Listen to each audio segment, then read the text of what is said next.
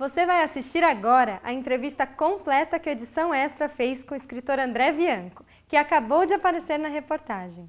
Publicando seu primeiro livro por conta própria, ele se tornou um dos escritores de maior sucesso da atualidade.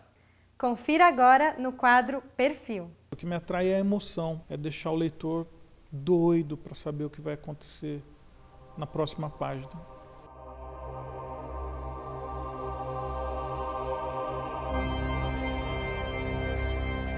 Eu retirava muitos livros na biblioteca, eu amava ler.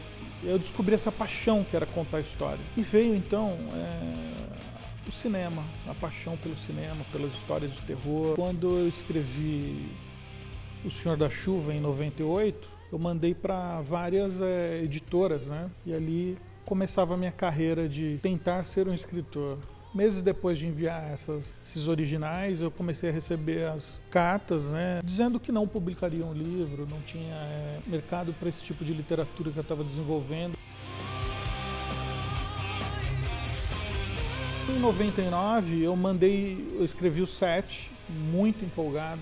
E também mandei para todas as editoras da época que publicavam ficção. E as respostas foram bem similares ao primeiro e-mail, né, que não tinham interesse. Independente delas me validarem ou não como escritor, eu sabia que eu queria escrever histórias.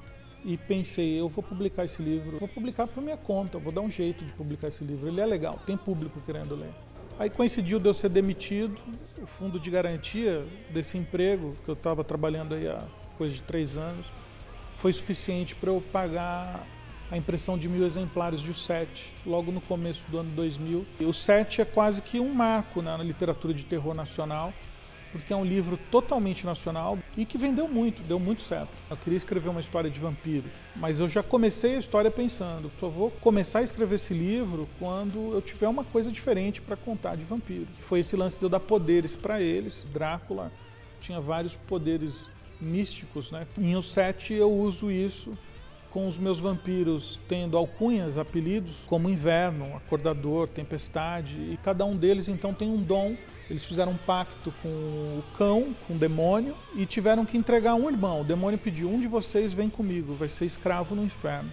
E eu vou te dar os poderes para os 6 que ficaram. Então eles fazem uma votação e vai o 7º. Esse um dia volta. E aí, como ele vai voltar? O mito ancestral do vampiro, ele é muito mais assustador, ele é muito mais um monstro, muito mais uma assombração do que a gente conhece hoje, né? Por conta dessa imortalidade, né, e esse poder de sedução que o vampiro tem, eu acredito que ele chame tanto a atenção de tantas pessoas em tantas culturas diferentes. Você se considera um escritor de vampiro?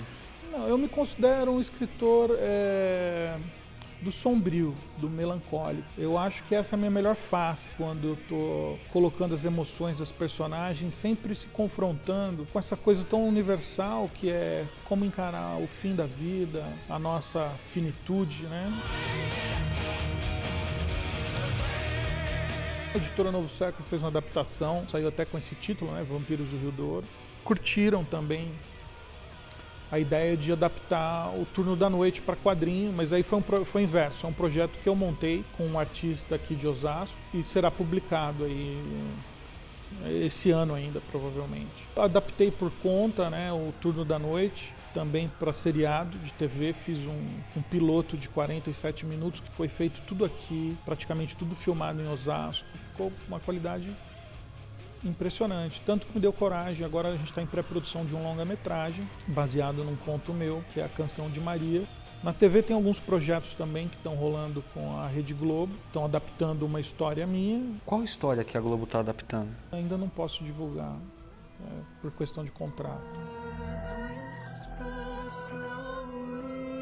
Eu escrevi de uma forma muito intuitiva, as coisas acontecendo, e aquilo que vocês encontram nas primeiras páginas era também o que eu sabia, que um cara acorda num galpão, não lembra como ele foi parar naquele galpão, aí a história evolui e ele descobre que dormiu por 30 anos, né, sem que envelhecesse, porque teve um dia, que eles chamam de A Noite Maldita, em que metade do mundo, quando adormeceu, não acordou mais, e a metade que ficou desperta se dividiu novamente entre os humanos e os vampiros. E desde então eles estavam nessa luta para salvar as pessoas adormecidas que ficaram para trás, enquanto os vampiros também queriam pegar esses adormecidos para servir de alimento para eles. Mas eu entro com a história lá 30 anos depois, né? O que aconteceu na primeira noite, né? Como que foi? E é isso que eu mostro em A Noite Maldita, que sai esse ano agora, de 2012. Não é fácil conquistar as pessoas com literatura, então eu me sinto privilegiado. Para mim, a maior preocupação é continuar escrevendo e mantendo acesa essa chama, né? É deixar o leitor doido para saber o que vai acontecer na próxima página.